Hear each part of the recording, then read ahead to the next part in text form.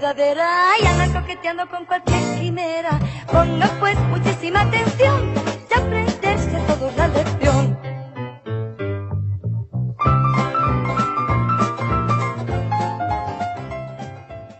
Bueno, pues estamos ya en nuestra segunda sección, esta parte del estudio de la palabra, que hoy pues nos trae unos textos muy interesantes. La última parte, la sección final de Marcos 12 y Marcos 13, que va a hablar de qué va a ocurrir en los últimos días. Va a haber una pregunta que van a hacerle a Jesús acerca del templo, y Jesús va a aprovechar esa pregunta no para responder lo que le están preguntando, sino para ampliar mucho más y hablar cosas muy interesantes de qué va a ocurrir en esos últimos días.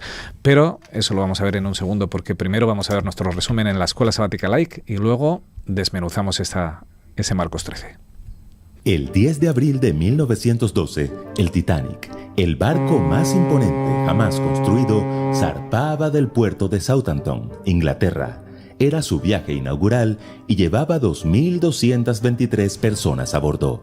El majestuoso y deslumbrante barco había costado $7 millones de la época, unos $200 millones actuales. Solo tenía 20 botes salvavidas, pero ¿a quién le importaba? El Titanic era un gigante indestructible. Sin embargo, en la noche del 14 de abril, un estruendo los sorprendió a todos. El Titanic había chocado contra un iceberg y entonces ocurrió lo impensado. El gigante indestructible se hundió en las profundas aguas del océano. En los días de Jesús, el templo de Jerusalén era visto como un gigante indestructible. El martes, antes de la cruz, al atardecer, Jesús salió del templo y uno de sus discípulos le dijo: «Maestro, mira qué piedras y qué edificios». Tenía razón. Algunas de esas piedras pesaban cientos de toneladas y sus pilares tenían un diámetro tan imponente que hacían falta 3 hombres con los brazos extendidos y tomándose de las manos para abarcar uno de ellos. Pero Jesús respondió que de ese gigante indestructible no quedaría piedra sobre piedra. Lección 10. Los últimos días. Al salir del templo, Jesús y sus discípulos se dirigieron al Monte de los Olivos, y el maestro se sentó mirando hacia el templo. Entonces Pedro, Andrés, Santiago y Juan se le acercaron. ¿Recuerdan qué le preguntaron? Dinos cuándo sucederá eso. ¿Y cuál será la señal de que todo está a punto de cumplirse? Oigan bien, para los discípulos, la destrucción del templo y el fin del mundo debían ser un mismo evento. Pero Jesús sabía que eran 2 eventos distintos y distantes. Así que en su respuesta, que está en Marcos 13, se refirió a todo lo que tendría que enfrentar su pueblo desde aquellos días hasta su segunda venida. Por eso la pregunta de esta semana es: ¿qué advirtió Jesús a su pueblo de las distintas generaciones? En primer lugar, a la primera generación. ¿Saben qué es una foto panorámica? Una foto que nos permite apreciar todo el paisaje. Y que se toma con un lente gran angular. Exacto. Panorama viene del griego pan, que significa todo, y orama, que significa vista. Lo primero que hace Jesús en los versos 5 al 8 es mostrarnos una foto panorámica del futuro. Falsos cristos, guerras, terremotos, hambres, alborotos. Estas cosas empezarían a suceder en aquellos días y se incrementarían hasta el tiempo del fin. Es decir, aplica para todas las generaciones de cristianos desde esos días hasta la segunda venida. Pero a partir del verso 9, Jesús cambia el lente de la cámara y muestra 3 fotografías de momentos más específicos de la historia. La primera de esas fotos podríamos titularla La primera generación de cristianos. Era lo que concernía más directamente a los discípulos. Serían perseguidos, entregados a los concilios, azotados en las sinagogas, llevados ante reyes, traicionados por su familia y aborrecidos por todos. Todo esto por la necesidad de predicar el evangelio a todas las naciones. Pero al llegar al verso 14, Jesús les advierte sobre lo impensado. Cuando veáis la abominación desoladora que habló el profeta Daniel puesta donde no debe estar, entonces los que estén en Judea huyan a los montes. ¿A qué se refería el maestro? a algo que el profeta Daniel había anunciado siglos atrás. El pueblo de un príncipe que ha de venir destruirá la ciudad y el santuario. Este príncipe, también llamado el Desolador en la misma profecía, es el general romano Tito, quien en el año 70 de nuestra era lideró la destrucción de Jerusalén, no quedando en el templo piedra sobre piedra. Pero Jesús había dado la señal de huir cuando vieran la abominación desoladora. Unos años antes de esa gran destrucción, cuando los romanos pusieron estandartes paganos en Israel, los cristianos recordaron las palabras del Maestro y huyeron. Y vaya que valió la pena, pues se salvaron de una destrucción donde murieron más de 1 millón de personas. ¿Lo notan? Jesús estaba salvando vidas futuras a 3 días de entregar su propia vida en la cruz. En segundo lugar, a las siguientes generaciones. A partir del versículo 19, Jesús muestra una segunda fotografía enfocada en una gran tribulación que enfrentaría su pueblo en una época en la que los discípulos ya no estarían. Aquellos días serán de tribulación cual nunca ha habido. Desde el principio de la creación que Dios creó, hasta este tiempo, ni la habrá. Oigan bien, aquí Jesús cambia su narración al tiempo verbal futuro, señalando así hacia eventos distantes respecto a su época. ¿Recuerdan que el profeta Daniel también habló de una gran tribulación para el pueblo de Dios en los capítulos 7 y 8 de su libro? Sí, un poder político-religioso perseguiría al pueblo de Dios. Durante tiempo, tiempos y medio tiempo. Correcto. Este periodo profético de 3 años y medio o 1260 días equivale a 1260 años literales y se extendió desde el 538 hasta 1798 de nuestra era.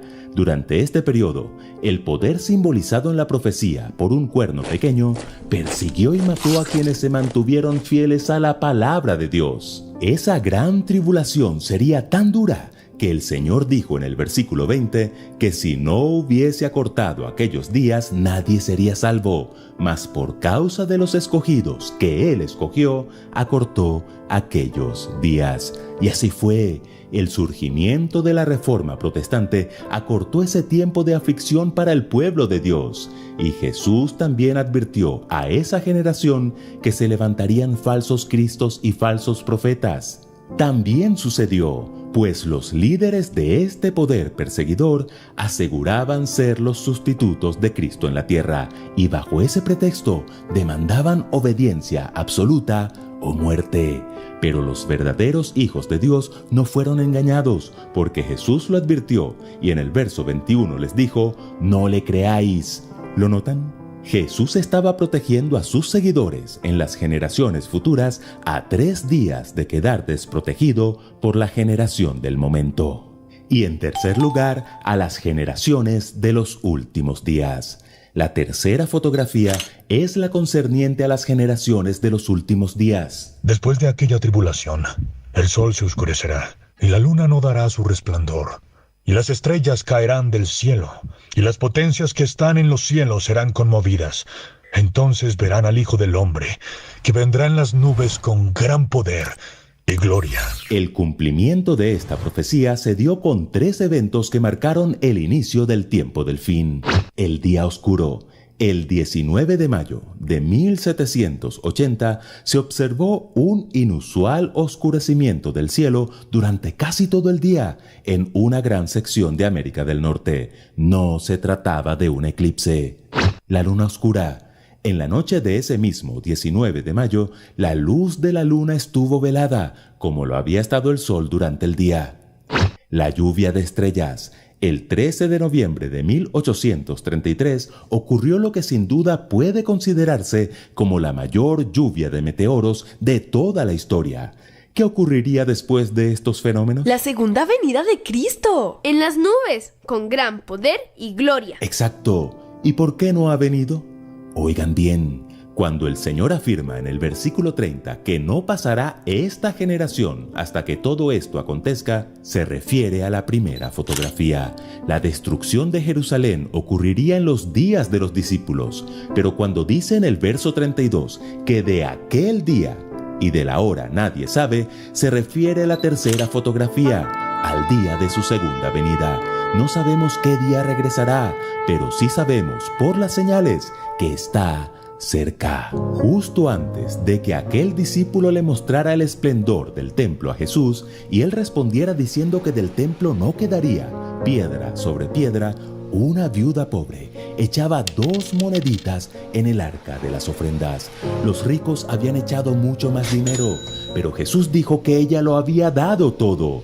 Eso es lo que se esperaba de aquella generación.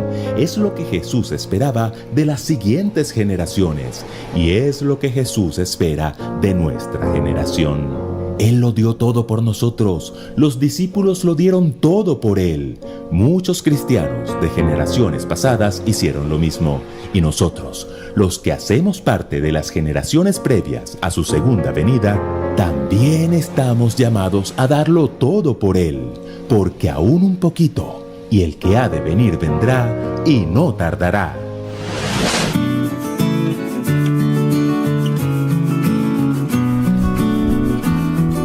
Bien, pues vamos a comenzar por donde termina esta escuela sabática laica, por esa historia de la viuda, que enlaza, como siempre, con aquello que nos ha traído Victoria, ¿verdad? Victoria terminaba hablando de estar atento a todas las personas, y Marcos 12 nos habla como Jesús en el templo estaba atento a todo lo que estaba ocurriendo.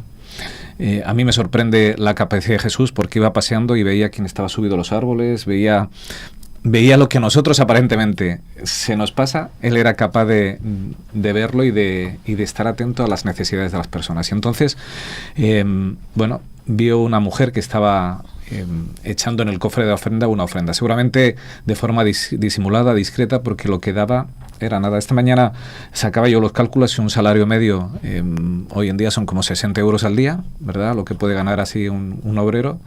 Esto era, en las dos blancas, una 32ª parte de un salario. O sea, más o menos estaban reconstruyendo el templo desde el año 20 a.C. Herodes el Grande había empezado a reconstruir el templo, que duraría hasta el año 60, y en medio de una construcción inmensa, quien tiene que aportar €1,50, ¿verdad? Nosotros diríamos, pues vale.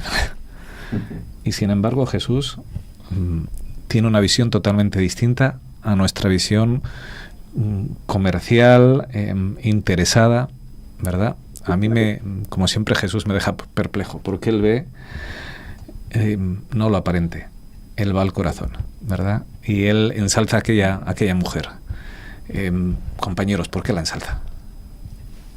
Bueno, yo pienso, una cosa que me ha conmovido también es, esta mujer sentía que era parte de la familia espiritual, por tanto ella se consideraba que también tenía que colaborar a la altura de sus posibilidades, pero ella se consideraba parte de esa familia, ¿verdad? Eso me recuerda que recientemente una persona que está tomando estudios bíblicos, al hablar de que quería bautizarse, me dijo lo siguiente: es que yo quiero formar parte de la familia adventista. Aquello me chocó, me llamó. No me dijo quiero ser adventista o quiero ir a la iglesia. Habló de familia. Y entiendo que esta mujer que dio la moneda, ella sentía que era parte de ese grupo. Y por lo tanto se consideraba en la obligación de colaborar, ¿verdad? Y lo hacía con gusto, porque además estaba dispuesta a renunciar a algo tan perentorio como es tu propio sustento. Es decir, que ella prefería ayunar 1, 2 días o los que fueran y dar lo que tenía, que es lo que Jesús dijo, es que está dado de su propio sustento. O lo que fuera, porque no recordemos que dice el texto que era viuda, ¿vale? Sí. No había pensiones, no dependían de la caridad, o si tenía algún hijo que la sustentara. No había, doy mi ofrenda, que el día 20 ya cobro y ya... No. Dice el texto que dio todo lo que tenía, ¿verdad? Y a mí me impacta esto, porque dice que nosotros damos de lo que nos sobra. tenemos en abundancia, y yo me imagino allí la gente echando sus monedas. Lo enlazamos con otros pasajes de Jesús, ¿verdad? Aquellos fariseos que les gustaba hacerse oír, cómo se llevarían sus bolsas para levantarlas y que fueran cayendo, y qué generoso, qué bueno, qué grande soy. Y Jesús no ensalza a ninguno de estos, ensalza a aquella que dio todo lo que tenía, aquella que se ha puesto en manos de él. Has entregado todo para el templo, no te importa no quedarte con nada, porque confías, como tú dices, eres parte de esa familia, confías en Dios y Dios proveerá. Y eso es un acto de fe. A mí me parece impresionante. No sé si vais a hablar. Me lanzo. Hoy cómo lo dirijo. Pues yo quiero dar los buenos días y también aportar. Ni te hemos saludado hoy. No hace falta. Se te oye mal. Porque tengo, creo, un pequeño problema de cobertura negativa. A ver si... ¿No se escucha el micro? Se te oye por el mío. Vale, bueno, pues entonces Esther, que quería hablar. Tenemos problemas de internet, no funciona la conexión, no va. Vamos a trompicones. Bueno, pues... Intentar vamos a ver, vale. Nos dice Juan Luis que hay problemas de internet. Vamos a ver cómo conseguimos solucionarlo esto. Bueno, nosotros no. ¿Mi micro funciona o no? A ver si... El de arriba nos va a ayudar. Ahora sí se escucha. Ya. Bueno, pues mientras están Juan Luis peleándose con la técnica, a ver si podemos recuperar el tema de internet, que a veces... Ya sabéis que esto, como se hace en directo, pues es lo que tiene. Sí. Y, yo había encontrado varias cosas referencias a este pasaje que también me parecen muy interesantes, porque no hay que olvidar que estamos en el último día en el que Jesús se ha dedicado a enseñar en el templo. Está en esta semana de pasión tan crucial, ¿no? Donde Jesús sabe que se le acaba el tiempo de su misión, de lo que quería compartir, y la formación, ¿no? Esa masterclass que le estaba dando a todos los que estaban con él. Y había muchedumbre en torno al patio de este templo que se había construido, que Herodes lo había reformado, le había dado todo su esplendor, y no faltaban los sacerdotes con sus mantos, con sus insignias y viendo el lujo, y los escribas, imaginamos, con sus rollos para arriba y para abajo, ¿no? Exhibiendo, ¿no?, lo mucho que saben. Pero todos esos grupos seguían conspirando contra él. Y Jesús, yo quiero creer, y me matizáis si no es así, que quería romper todo aquello que esclavizaba a toda aquella multitud, a toda esa gente que seguía ensalzando la tradición, la fe ciega en un sacerdocio y en una élite que estaba corrupta.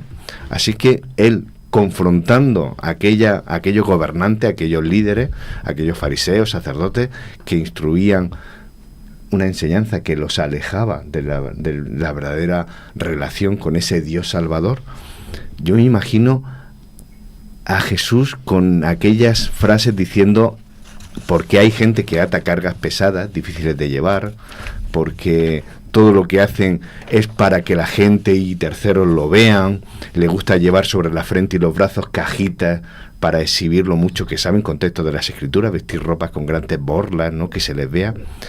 Y siguiendo con su reflexión de: el más grande entre vosotros es el que tiene que servir, el que sirve es el que es el más grande. Aquello tenía que ser una carga de profundidad en la mente de todos aquellos que estaban acostumbrados a lo que se exhibe, y si te va bien es porque Dios está contigo. Y entonces Marcos es el único que años después se queda con aquella imagen de una pobre mujer viuda que no deja de ser casi despreciable, porque es una marginada que siempre tiene que estar dependiendo de otros terceros para seguir subsistir, y todo lo que tiene, en aquellos que van pasando casi en fila, van entrando, saliendo del templo, y tenían aquellos cofres, aquellas cajas donde depositaban, y aquella gente que le gustaba verse, que llegó a fulanico, y todo el mundo: sí, míralo, fulanico, por fin ya está aquí entre nosotros, y saca, y me imagino entre los ropajes o mandando a aquel: echa, que se note, todos, atentos, y echando aquello. Jesús valora a aquella mujer que es invisible para todos, menos para él. Pero esto, y ya no quiero extenderme más, va más allá de la cuestión del dinero, porque uno puede ser muy generoso y no estar convertido. Es que, Esther, Claro, vamos al simbolismo, ¿no? de todo esto. A mí me parece una escena maravillosa. Me parece una escena maravillosa. Cuando ampliamos un poco el foco, la hermana White nos dice, y es algo que a mí me satisfizo mucho, que la viuda escuchó lo que Jesús dijo. Sí. Y se sintió muy valorada. Correcto. Precisamente. Es algo efectivamente a lo que prestar una especial atención. Sí. Jesús dijo esto a sabiendas de que esta mujer lo iba a escuchar, lo cual quiere decir que ella, además de haber sido absolutamente sincera, pobrecilla, se fue contenta de lo que Jesús había dicho, ¿no? Y ese elogio llegó a su corazón y dice Elena White textualmente, lágrimas de gozo llenaron sus ojos al sentir que su acto era comprendido y apreciado. ¿Cuántas veces esta mujer habrá sentido tal cosa? Pues posiblemente nunca, o casi nunca, ¿verdad? Y sin embargo Jesús la puso en su verdadero lugar. Es algo maravilloso, porque esto tiene mucho de simbólico y también tiene una maravillosa lección para nosotros, y especialmente para aquellos o aquellas que crean que no tienen valor en un conglomerado como es, por ejemplo, una iglesia mundial, ¿verdad? Con millones de miembros. Bueno, dice también la hermana White en algún momento que la influencia de aquella pequeña dádiva ha actuado y reaccionado sobre miles de corazones en cada época y en cada país, porque muchas personas se dieron cuenta de lo que ella se había dado cuenta. Termino con esta idea. Cito también a Elena White, es que me encanta porque lo dice de una forma muy directa. Dice, ella creía que el servicio del templo era ordenado por Dios y anhelaba hacer cuanto pudiese para sostenerlo. Evidentemente, el trabajo en el templo, igual que la iglesia en todo el mundo, es sostenida con el trabajo de todos. ¿Quién se atreve a decir que sea menos valiosa las dos monedas que también sostienen que a lo mejor pues los kilos de oro que también sostenían?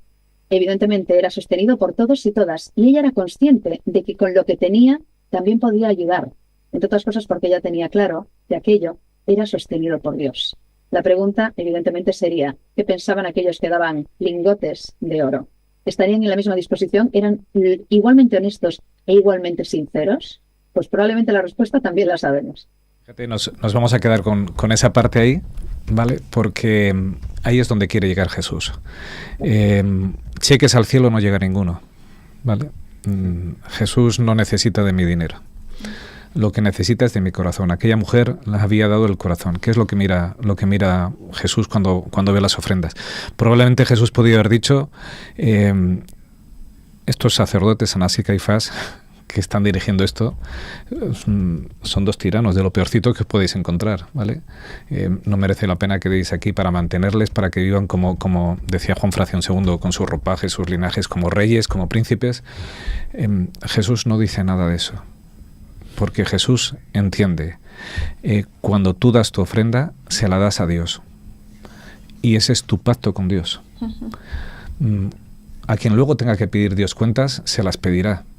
Desde luego a Anás y Caifás les pedirá por todo lo que hicieron y lo mal que administraron ese dinero, además en un templo que poco después iba a ser destruido. Pero Jesús no dice, no merece la pena. Jesús dice, ha hecho bien. Entonces, en nuestras ofrendas dependen de nuestra relación con Dios. Claro. ¿Vale? A veces, y lo menciona la escuela sática, uno dice, como no se administran bien, y de esto me siento libre de hablar, como yo no cobro nada de la iglesia, me siento muy a gusto cuando hablo y cuando doy un estudio del diezmo y las ofrendas, hablando de esto. Como no se administran bien, no lo doy, ¿verdad? Ni siquiera voy a defender que siempre se administren bien, pero eso de quien roba a un ladrón tiene 100 años de perdón. Quien roba a un ladrón es... Un ladrón. Un ladrón. Si tú le robas a Dios, y lo dice Malaquías, eres un ladrón. Cuando tú te quedas con las ofrendas, cuando tú te quedas con lo que le pertenece a Dios, porque tú decides que hay otra forma en la cual se está administrando mal y podría administrarse mejor, y entonces te vas a quedar tú para quedarte con ello, te has convertido en lo que dice Malaquías: me estáis robando en vuestros diezmos y vuestras ofrendas. ¿Vale? Aquella viuda fue ensalzada por dar su ofrenda a dos personajes que eran, no los quisiera yo de vecinos, pero estaba cumpliendo con lo que Dios le había pedido y lo cumplía de buen corazón, y Dios lo que mira es el corazón. Dios no necesita mi dinero. Cuando yo doy mi ofrenda a la iglesia, Dios no la necesita, ¿vale? A veces pensamos, Dios necesita que yo dé para, mío es el oro, mío es la plata, dice el Señor. no necesita mi ofrenda. Quien la necesita dar soy yo. Quien necesito desprenderme de mi egoísmo, de mi avaricia. Entonces, esto es un ejemplo buenísimo, porque frente a todos esos que echaban sus dineros, su apariencia, dice Jesús, de lo que les sobraba, aquí estaba ella dando todo lo que tenía, poniendo todo en manos del Señor. A eso somos llamados, a consagrarnos enteros, no solo a nuestro dinero. Esto va mucho más allá, a consagrarnos de forma entera en ese servicio a Dios.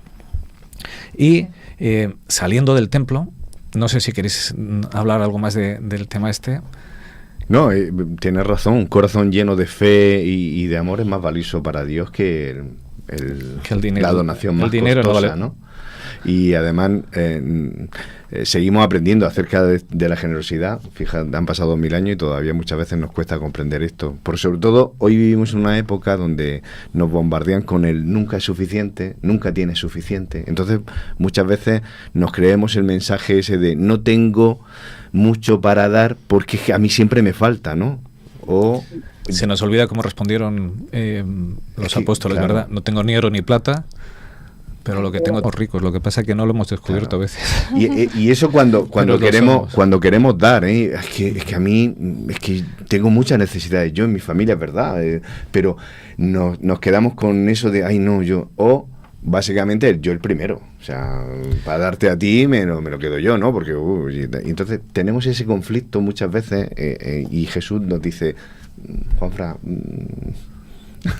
como a otro le dijo, no estás lejos del reino de Dios, pero te vas acercando, te vas alejando. Pues terminando esta historia, salen del templo, ¿verdad? Y ocurre un hecho. Está reflejado en Marcos 13 y en Mateo 24. A mí Mateo 24 me encanta porque yo en mi Biblia lo tengo titulado El Testamento de Jesús, que es qué es lo que Jesús va a contarles que es importante para las cosas que van a suceder. Salían de allí y los discípulos le dicen, Señor, ¿has visto qué edificio? ¿Verdad? Lo mencionaba la Escuela Sabática Laic. Flavio Josefo menciona que simplemente la parte sur tenía 163 columnas, que hacía falta 3 hombres para rodearlas. O sea, un edificio espectacular. ¿Has visto?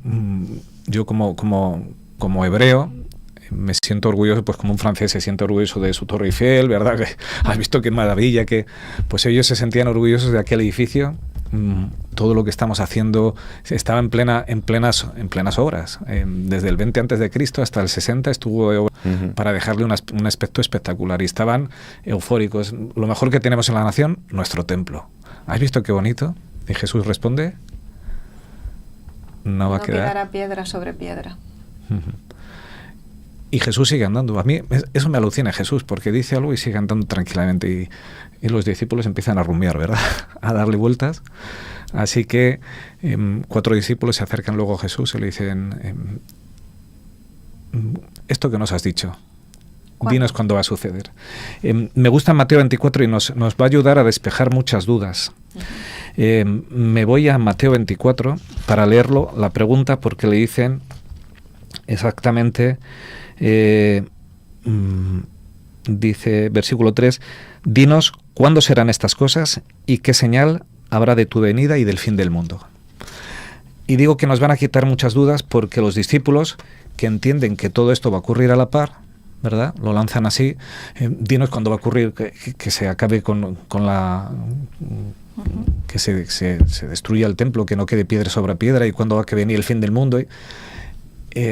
Y ellos que no se enteran, pero Jesús sí se entera, va a responder a las 2 preguntas. Aquí hay 2 preguntas. Una, ¿cuándo se va a destruir Jerusalén? 2, ¿cuándo va a venir el fin del mundo? Y Jesús va a responder a las 2 preguntas, dando matices de las 2 y respondiéndolas por separado.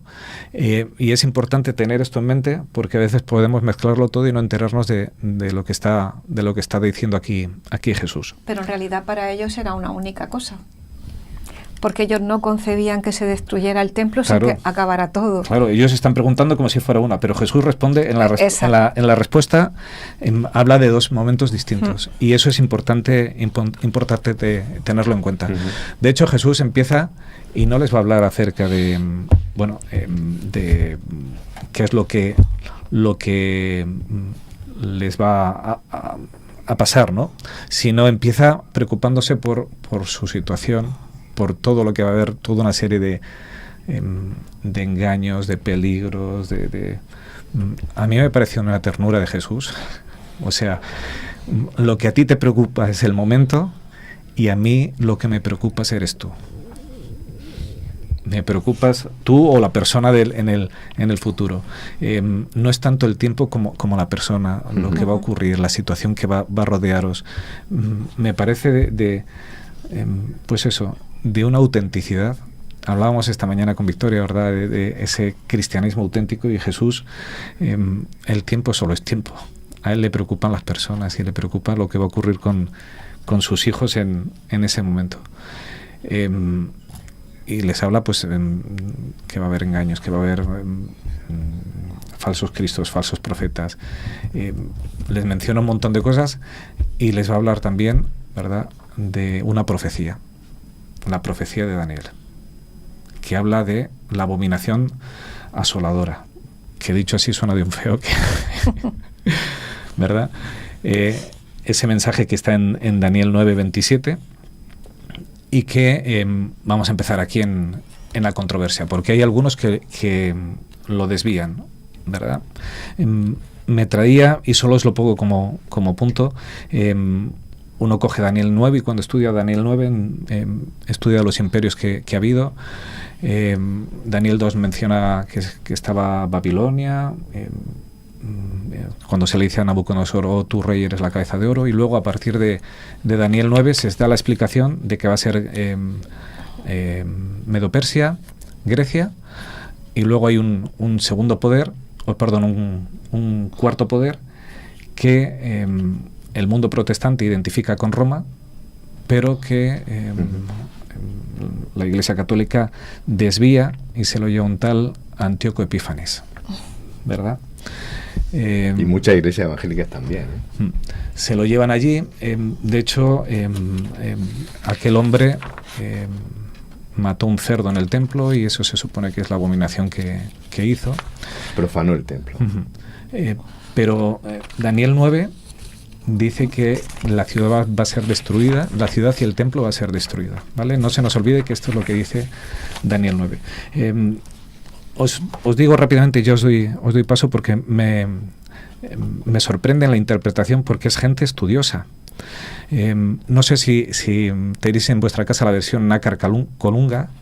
Si la tenéis, iros a Daniel 9 en las notas marginales de abajo, porque por lo menos en la que yo tengo en casa, termina después de llevárselo todo a explicar que ese es Antíoco Epífanes, que se lo llevan a ese reino selucida. Dice el número de los años de cada grupo que menciona Daniel no se ajusta a los años de la historia, pero ténganse en cuenta que Daniel es un profeta, no un historiador, así que en tales números cabrían aproximaciones. Bien, no nos cuadra, no pasa. Digo esto, no cuadra, lo he metido a cajón. El problema cuando, y lo he cuadrado. Pero ese problema de siempre, Richard, y continúa, por favor. Es que cuando algo no nos cuadra, tenemos tendencia a o el equivocado es la Biblia o el equivocado soy yo. Preferimos muchas veces que sea la Biblia. Que sea la Biblia. Menciono esto porque se mete hacia cajón cuando Jesús, y ya os doy paso, dice, cuando oigáis, y lo pone en futuro, la abominación desoladora predicha por Daniel, ¿verdad? Este personaje, Antíoco Epífanes, que se mete a cajón ahí, está en el año 200 antes de Cristo.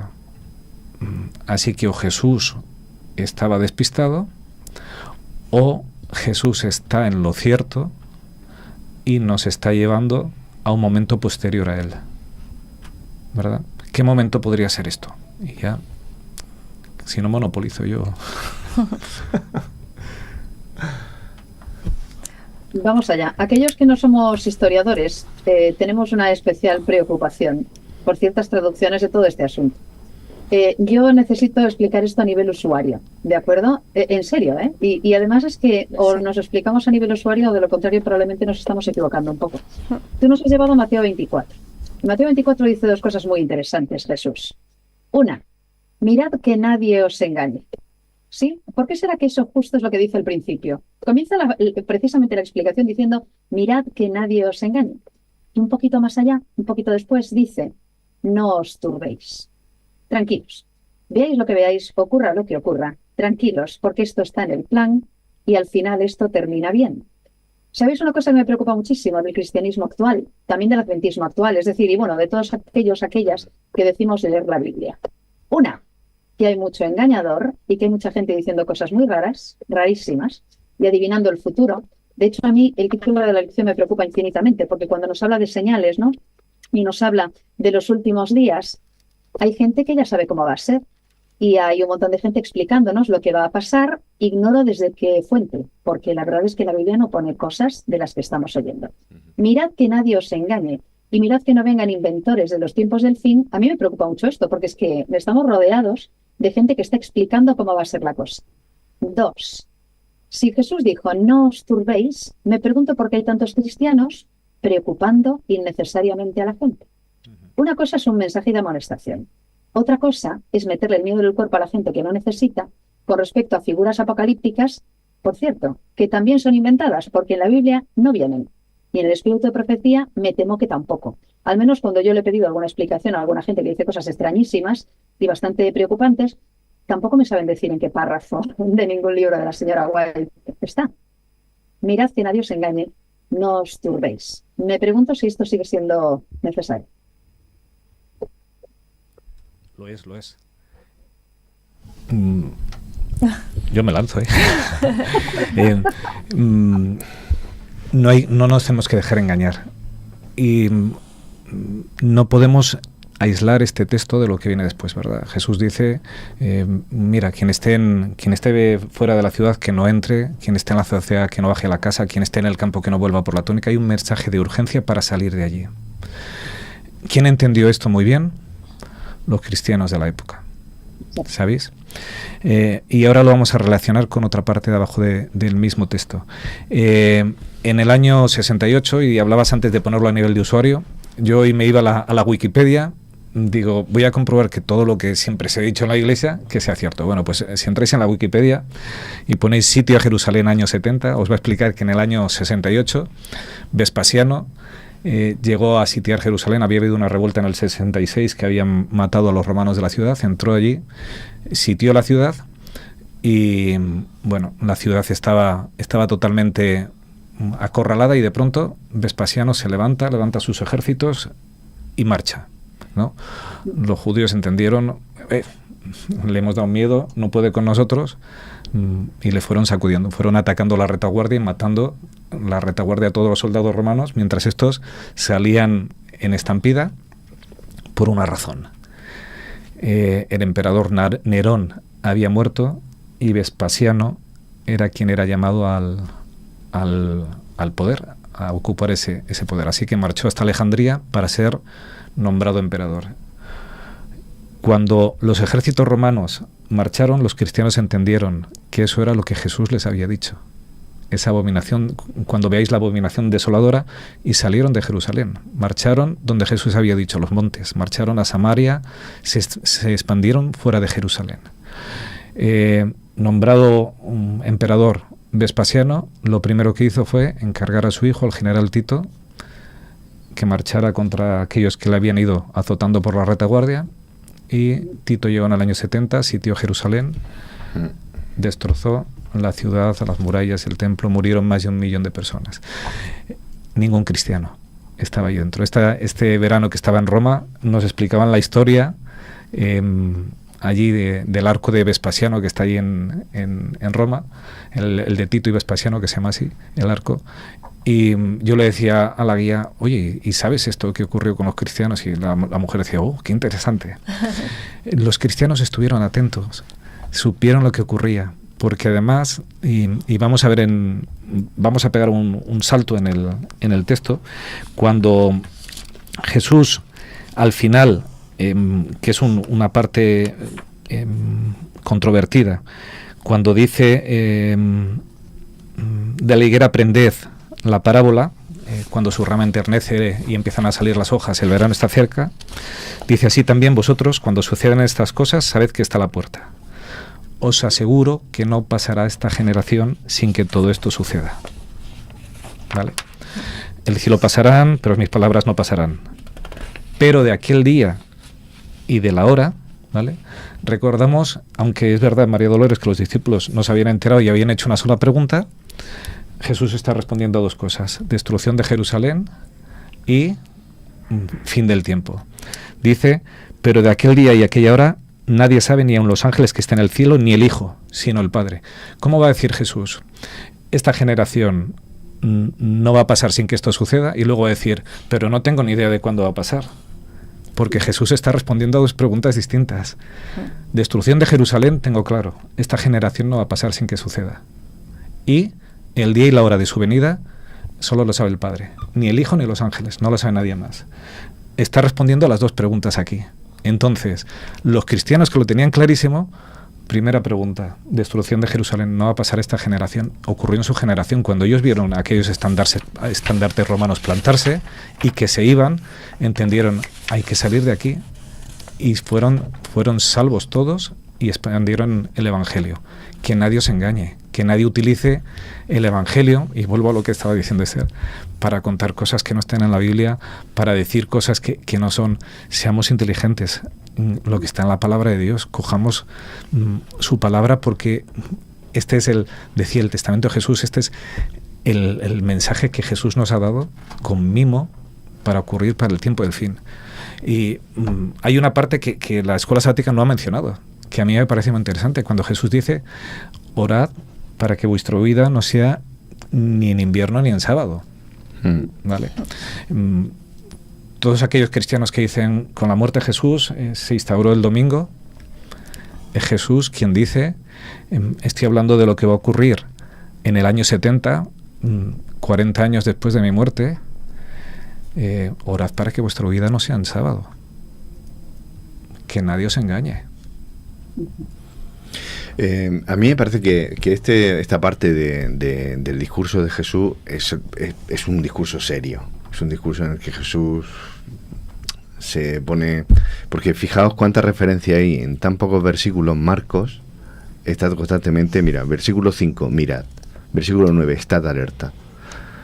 Estad alerta. Pero esto implica lo que decía Esther. En el versículo 11, no os preocupéis. Versículo 23, estad sobre aviso. Versículo 28, aprended. Versículo 33, estad alerta, velad. ¿Y cómo termina el discurso? Versículo 37, lo que a vosotros digo, a todos os lo digo, velad. Esta insistencia de Jesús para no perder de vista lo que está pasando delante de nosotros es algo que debería a cualquier cristiano comprometido con su fe hacerle reflexionar. Jesús, más allá de lo que a ti te quiere, el más listo de la clase, lo que Jesús quiere es que estés pegado a él. Pégate a mí, porque se nos van a escapar muchos detalles, pero esto de, por ejemplo, la destrucción del templo, esto de que los discípulos le dicen, maestro, explícanos estas cosas, ¿a qué te refieres con el final de los tiempos? Esto va más allá de un castigo, del castigo de que va a destruir el templo. Esto debió sonar incluso como blasfemia, porque para un pueblo judío el templo era la referencia, era su conexión con la divinidad, y le está diciendo, no vas a tener templo, no vas a tener templo físico. Entonces Jesús le está, yo creo, dándole una vuelta a su imagen de lo que significa ser religioso. Es decir, tu conexión con Dios tiene que estar anclado en otra cosa, que no es unas piedras, que no son unas formas, que no es un ritual, tiene que ir de otra manera. Entonces yo creo que va más allá.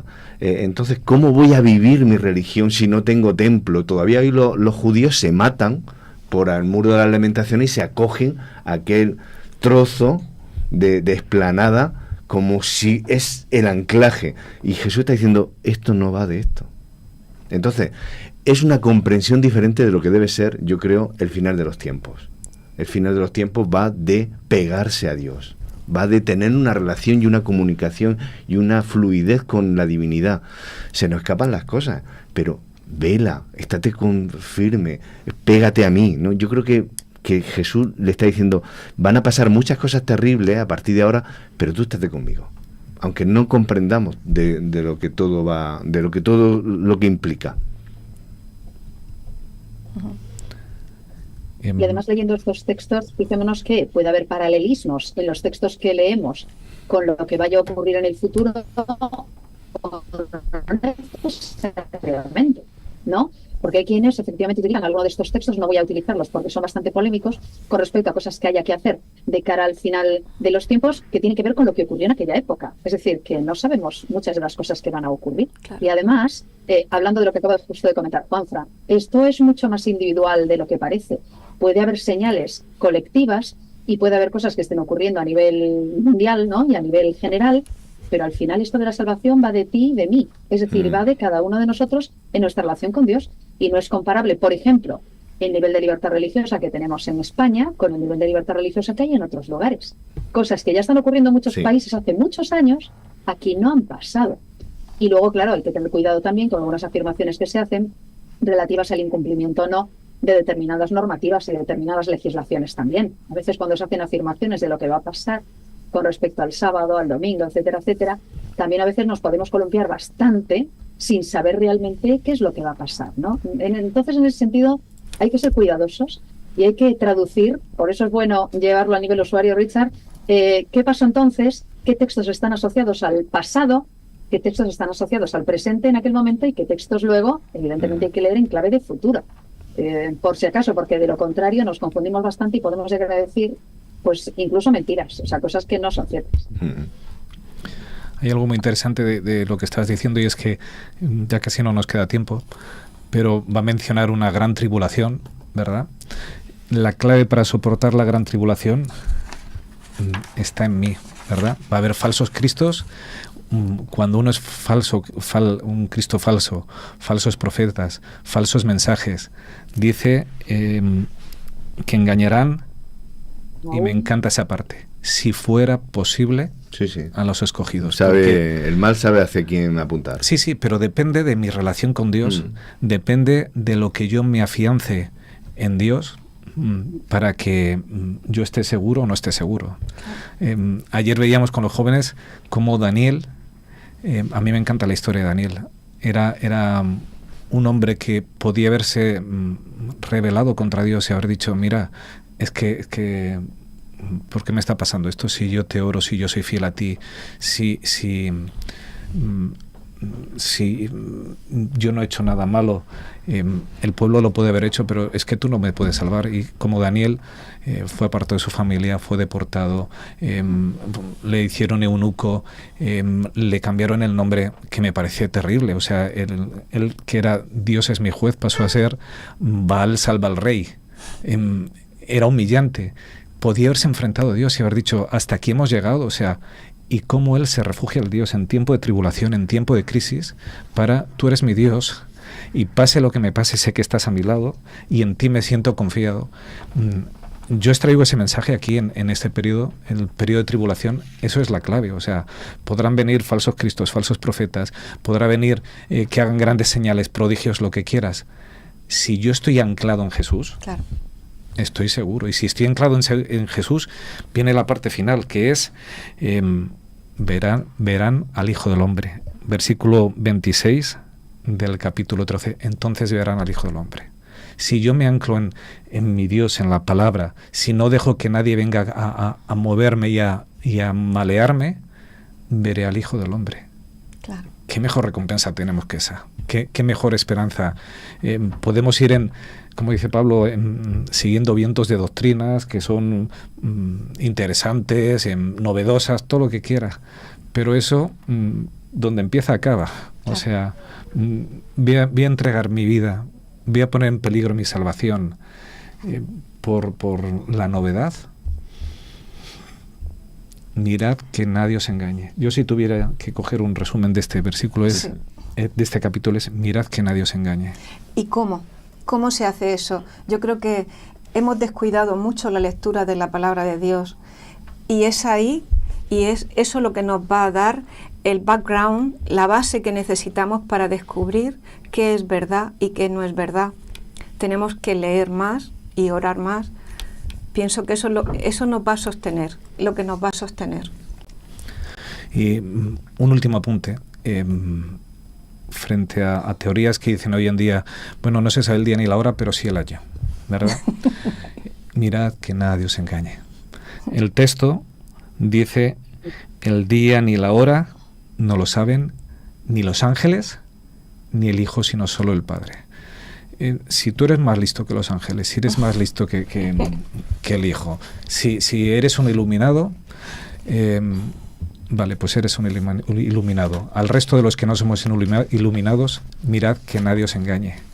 No vayamos en pos de aquellos que van inventándose cosas que Jesús nos lo ha dicho expresamente, que dice, versículo 23, mirad que os lo he dicho de antemano. Es que de verdad este capítulo y el capítulo 24 de Mateo es para leerlo con cuidado, porque Jesús continuamente está diciendo que os lo digo de antemano, que es que van a venir a por vosotros, no caigáis. Y aún así, todavía siempre hay gente que en pos de la novedad pierde su vida. En fin. Es muy interesante, porque está lleno de detalles. Yo no había caído en cuando Jesús dice, muchos vendrán en mi nombre diciendo, ¿qué dicen? Yo soy el Cristo. Yo soy. ¿Quién es el yo soy? ¿Qué significa para Dios el yo soy? ¿Cómo se presenta a Dios? Yo soy. Es el nombre de Dios. Vivimos una época en la que el yo está inflado, en el que abiertamente, oye, no, somos altamente sensibles ante las críticas y además queremos, ¿no?, sobresalir de alguna manera. Entonces, cuando Dios dice, tranquilo, que tú y yo, refúgiate en mí, no te sientas tan lastimado, ni te sientas tan pequeño, ni te sientas, el yo soy yo. Dios es el que da identidad, el que da valor, el que te da la fuerza. Entonces, no te refugies en otros yo sois, que no son. Entonces, me parece muy interesante la cantidad de detalles que hay. Es verdad que viene una crisis, pero Jesús dice que será cortada también por amor a los escogidos, con lo cual también debería dar tranquilidad. Ese aspecto, yo insisto en velad, pegaos a mí. Es verdad, viene una crisis en el que no va a ser agradable y muchos van a desfallecer y abandonar. Y no solo eso, sino que dice si no, nadie sería salvo. O sea, sí, va a ser tremenda. Dios quiere salvarme. Entonces, como no va a poner en peligro mi vida, va a cortar. Como nosotros tenemos que terminar ya mismo, porque veo que termina el momento de los niños, la semana que viene continuamos con nuestro estudio. Marcos, ha sido un placer. Hoy he hablado mucho. El próximo, como no me toca, no me dejéis hablar.